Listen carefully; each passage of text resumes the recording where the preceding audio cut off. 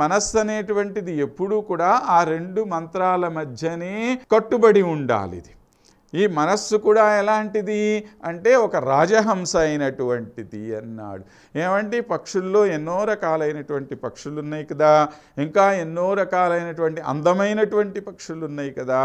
రంగురంగుల పింఛం కలిగినటువంటి నెమలి ఉంది, చక్కని రంగు కలిగినటువంటి రామచిలుక ఉంది, ఇంకా పాలపిట్ట ఉంది, ఎన్నెన్నో పక్షులు ఉన్నాయి. ఇవన్నీ కూడా చాలా రంగురంగులుగా చూడటానికి అందంగా ఉంటాయి కదా. ఇలాంటి ఎన్నో అందమైనటువంటి పక్షులుంటే ఈయన పోయి తన మనస్సు అనేటువంటిది ఒక రాజహంస అని చెప్పి అన్నాడు. ఎందుకని రాజహంస అంటున్నాడు ఆయన అనంటే, ఈ రాజహంసకు ఉండేటువంటి ఒక లక్షణం మనం తెలుసుకోవాలి. ఎలా ఉంటుంది రాజహంస అంటే తెల్లని శరీరం, దాని శరీరం అంతా కూడా చాలా తెల్లగా ఉంటుందన్నమాట. ఆ తెల్లని శరీరము అనంటే ఏమిటి? సంపూర్ణంగా సత్వగుణం కలిగినటువంటి వాళ్ళమై మనం ఉండాలి.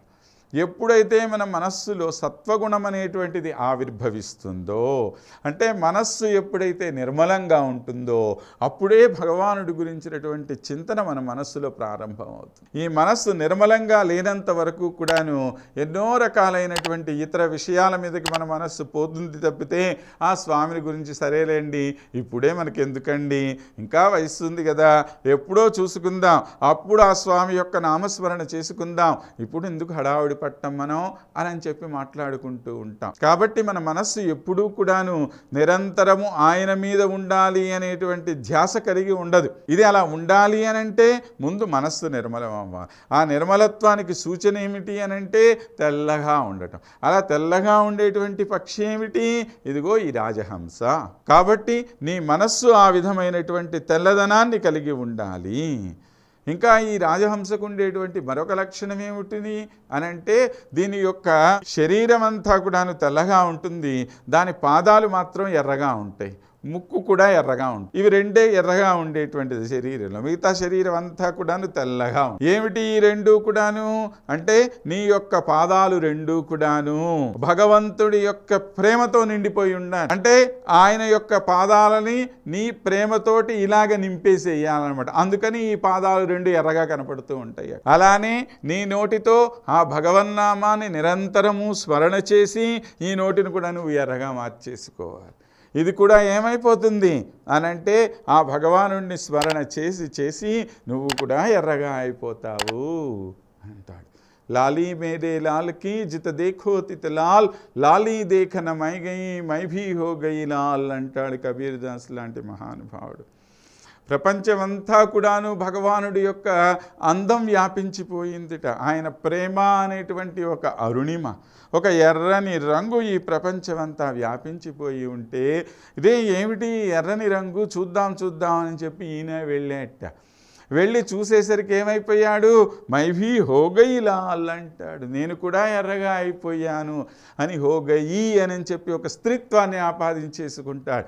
ఎందుకని? పురుషోత్తముడైనటువంటి ఆ భగవానుడు ఆయనందరికీ కూడా మనం దాసీభూతులమైనటువంటి వాళ్ళం కనుక, ఆ దాసీభూతమైనటువంటి మనస్తత్వం మనకి ఏర్పడిపోతుంది భగవానుడి యొక్క ప్రేమని అనుభవించినప్పుడు. కాబట్టి ఈ ప్రేమని అనుభవించినటువంటి వాళ్ళం కనుక ఆ ప్రేమకి గుర్తుగా ఉండేటువంటిది ఇదిగో ఈ ఎర్రగా కనపడేటువంటి ఈ రెండు పాదాలు.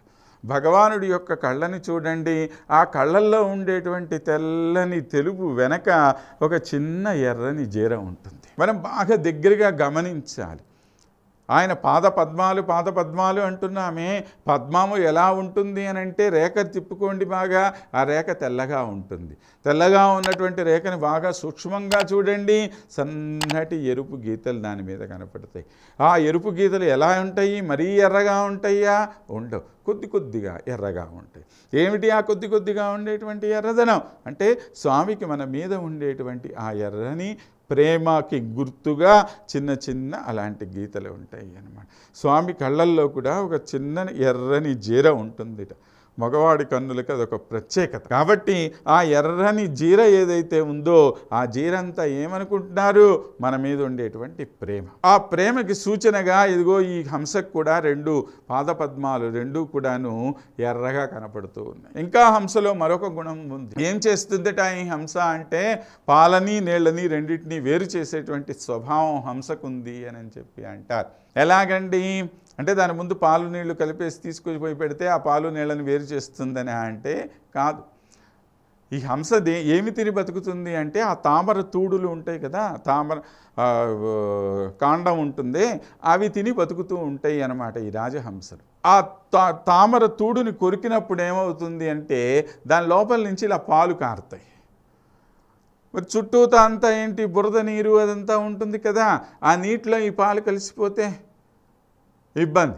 కాబట్టి పక్కన ఉండేటువంటి నీరు ఏమాత్రము ఈ తామరతూడులోనికి పోనివ్వకుండా లోపల తామరతూడు లోపల ఉండేటువంటి పాలని తన నోటితోటి ఇలా అలవోకగా పట్టేసి దాన్ని ఇలా జుర్రుని లోపలికి లాగేసుకుంది.